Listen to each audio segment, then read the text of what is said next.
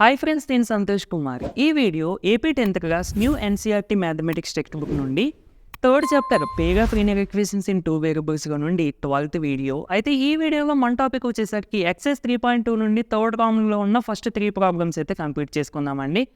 కంపల్సరీగా previous videos చూడండి friends. అలాగే ప్రీవియస్ చాప్టర్కి సంబంధించిన ప్లేలిస్ట్ యొక్క లింక్స్ కూడా డిస్క్రిప్షన్లో ఇస్తాను. Real numbers, polynomials. అలాగే ఈ chapter pair of linear equations playlist link కూడా డిస్క్రిప్షన్లో ఇస్తాను. అంటే ప్లేలిస్ట్లు ఎందుకు చూడమని చెప్తున్నాను అంటే మీకు అక్కడైతేనే లెసన్ స్టార్టింగ్ నుండి ఎండ్ వరకు వీడియోస్ అన్నీ ఆర్డర్లో ఉంటాయి. ఓకేనా? సరే, రామన్ చూసుకున్నట్టయితే form the pair of linear equations for following problems and find their solutions using substitution method. అంటే మనకి కింద క్వశ్చన్స్ ఇచ్చారండి, థియరిటికల్ క్వశ్చన్స్. ఈ థియరిటికల్ క్వశ్చన్స్ని యూజ్ చేసి ఈక్వేషన్స్ ఫామ్ చేసి ఆ ఈక్వేషన్స్ని సబ్స్టిట్యూషన్ మెథడ్ యూజ్ చేసి సాల్వ్ చేయమని అంటున్నారు. అంటే మన ఫస్ట్ గోల్ ఏంటంటే ఇచ్చిన థియరిటికల్ క్వశ్చన్ నుండి ఈ ఈక్వేషన్స్ని ఫామ్ చేసుకోవాలి. సరే, ఫస్ట్ క్వశ్చన్ చూద్దాం. The difference between 2 numbers is 20. Difference అంటే భేదము అని అర్థం, అంటే సబ్ట్రాక్షన్. ఇంకా మ్యాథమెటికల్గా చెప్పాలంటే సబ్ట్రాక్షన్. 2 నెంబర్స్ని మనం సబ్ట్రాక్ట్ చేస్తే ఆన్సర్ 20 వస్తుందంట.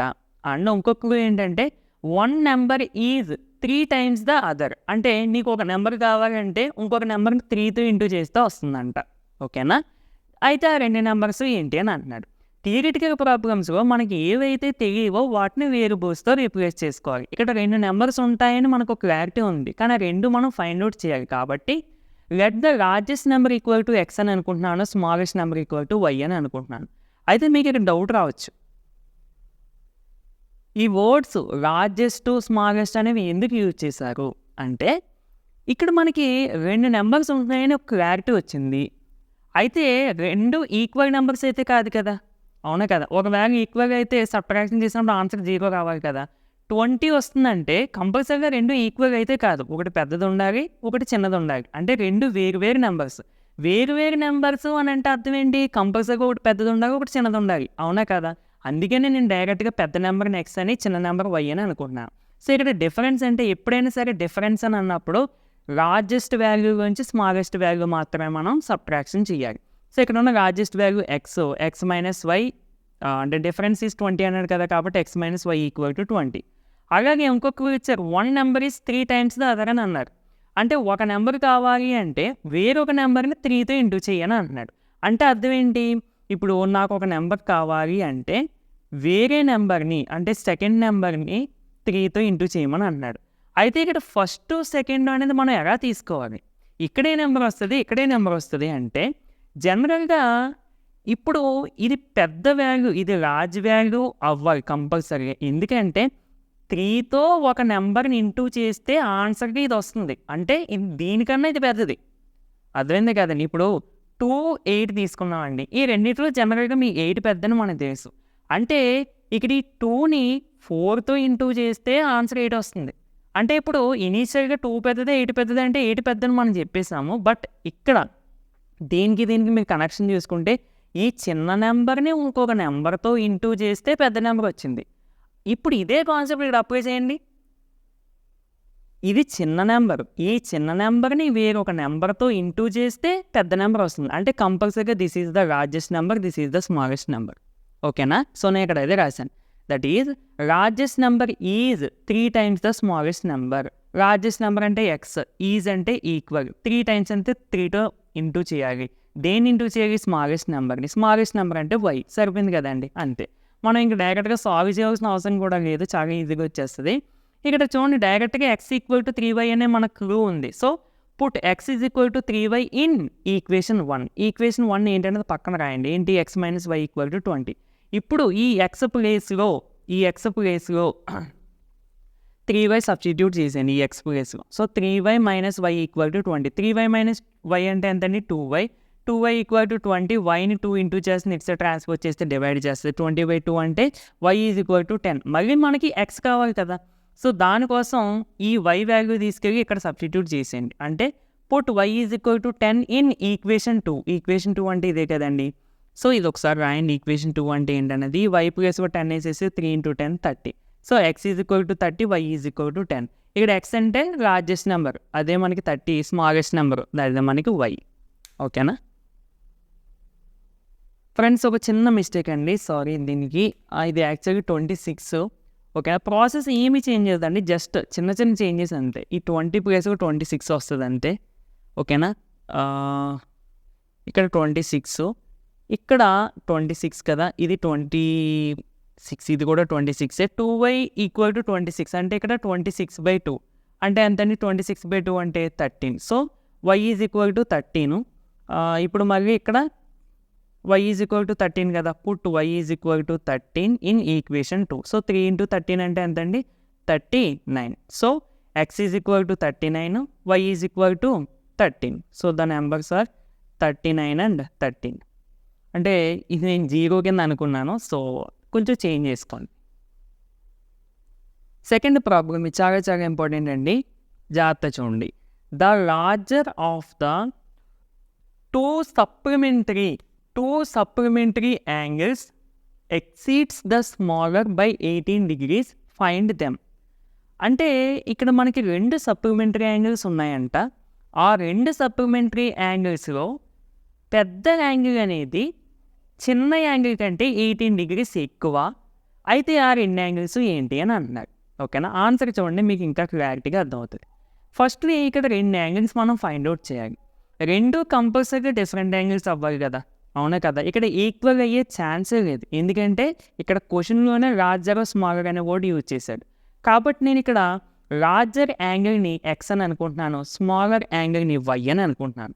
అండ్ మనకి సప్లిమెంటరీ అనే వర్డ్ కూడా యూజ్ చేశారు. సప్లిమెంటరీ యాంగిల్స్ అంటే ఏంటండి, if the sum of 2 angles is equal to 180 degrees, then the 2 angles are called supplementary.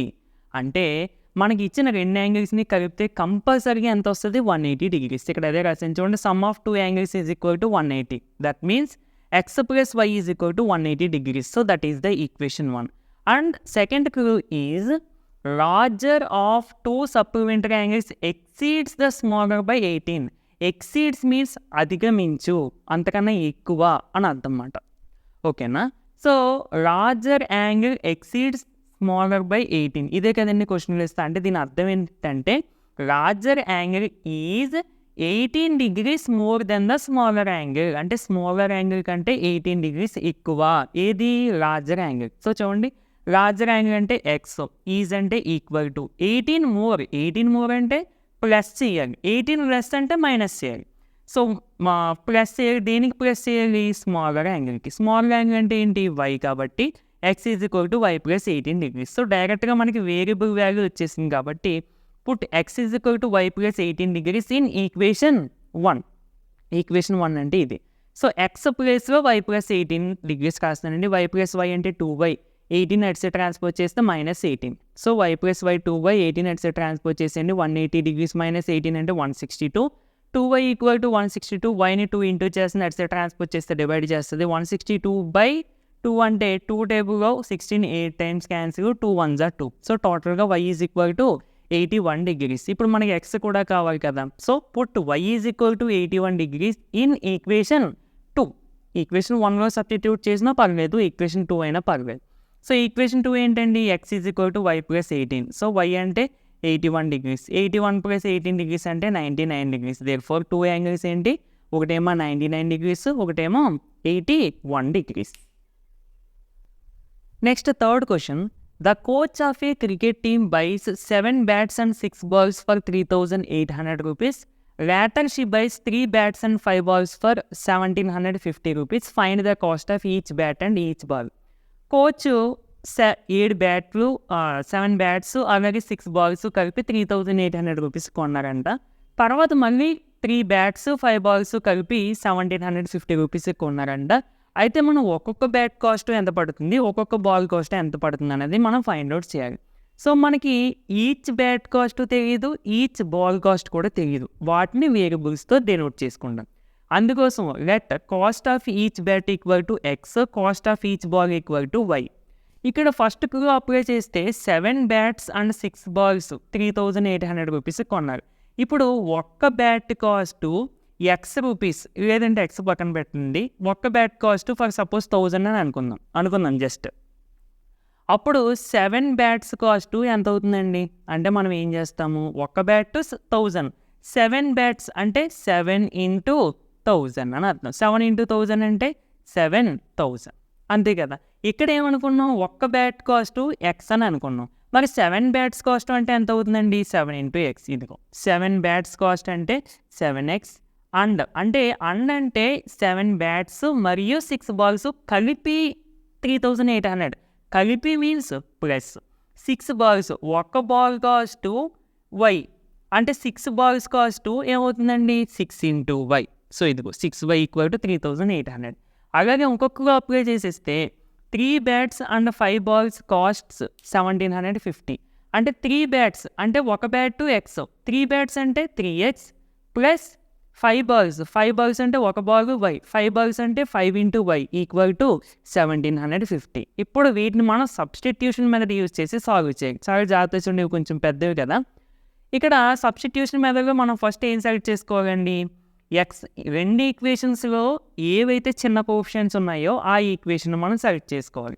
ఇక్కడ 7, 6 ఉన్నాయి, ఇక్కడ 3, 5 ఉన్నాయి కాబట్టి దీనివి చిన్నవి కాబట్టి కన్సిడర్ ఈక్వేషన్ 2 ఏంటండి 3x plus 5y equal to 1750.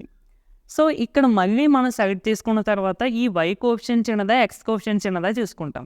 x coefficient చిన్నది ఉంది కాబట్టి మనం x వాల్యూ ఫైండ్ అవుట్ చేద్దాం. అంటే x ఒకటి ఇటు సైడ్ నుంచి మిగతా అటు సైడ్ ట్రాన్స్ఫర్ చేసేయండి. ఫస్ట్ ఈ 5 అని ఇటు సైడ్ ట్రాన్స్ఫర్ చేసేయండి. ఏమవుతుందండి 3x is equal to 1750 minus 5y. So ఇక్కడ 3 ఇంటూ చేస్తుంది, అటు సైడ్ ట్రాన్స్ఫర్ చేస్తే డివైడ్ చేస్తుంది. అంటే x is equal to 1750 minus 5y by 3. ఓకేనా. సో దీన్ని ఏమనుకుందామండి ఈక్వేషన్ 3 అని అనుకుందాం. సో ఇప్పుడు ఈ ఎక్స్ వాల్యూ తీసుకెళ్ళి ఈక్వేషన్ 1లో ఉన్న ఎక్స్ ప్లేస్లో సబ్స్టిట్యూట్ చేయాలి. అంటే put x is equal to 1750 minus 5y by 3 in equation 1. Equation 1 ఏంటో ఒకసారి రాయండి. ఇక్కడ ఏంటి 7x plus 6y is equal to 3800. So 7 into x అంటే ఇదే కదండి, ఎంత 1750 minus 5y by 3 plus 6 into y equal to 3800.